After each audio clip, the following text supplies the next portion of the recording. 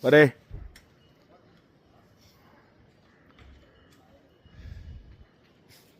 Yan ang umaga rito. Napakaganda. Medyo late start kami ngayon at 9 a.m. kasi